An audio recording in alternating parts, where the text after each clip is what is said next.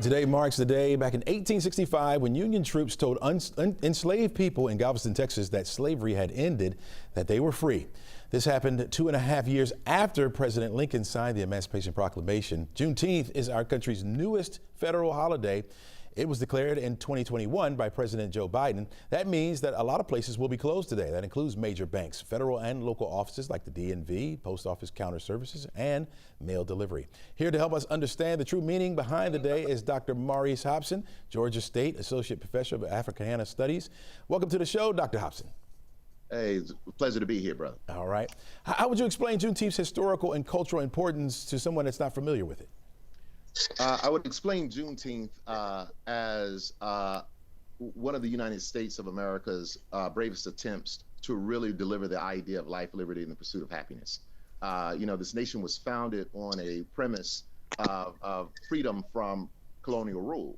And so the thing about it is that not all of those privileges or all of those characteristics were extended to all, and Juneteenth provides an opportunity for all that live in this nation to be deemed as free, and then it stokes a particular kind of conversation around life, liberty, and the pursuit of happiness in terms of freedom, citizenship, and voting. Mm-hmm.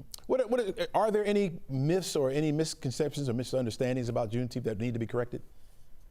Well, a couple of things that need to be corrected about it is that, first and foremost, when Lincoln signed the Emancipation Proclamation, it was done so in states that were in rebellion during the American Civil War. So it was hard to enforce that. What happens, though, is the impetus that puts that together is the Battle of Antietam in Maryland, where previously Confederate soldiers had been winning battles, but the Battle of Antietam kind of swung the momentum back towards the Union. And so as a result of that, you see, the commission of generals like General William Tecumseh Sherman, who marches across the sea. But what you also see is a war measure to break the South's back. So that's the Emancipation Proclamation. Mm-hmm. But what the Emancipation Proclamation also does is it allows for Black soldiers to then enlist and fight for the Union Army, and some for the Confederacy too. Mm-hmm.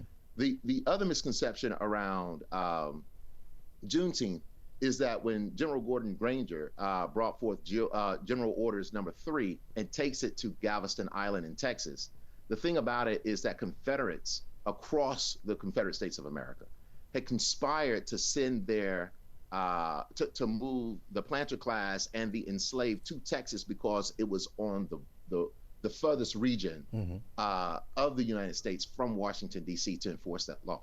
And so there was a conspiracy there to move planters and enslavers to Texas because it was difficult to enforce the law there. And when General Granger shows up on Galveston Island in Texas, it gives a very clear understanding that this would be the law of the land. Okay, all right. From your perspective, when it comes to young people growing up now, what is your advice, or how do you talk to them about Juneteenth and moving it forward and learning from his actions year round? Well, the truth about Juneteenth is, again, it is a step to promote the idea of liberty, of freedom. Mm-hmm. And we're in a particular place in the United States where it seems as if many of those issues are being rolled back.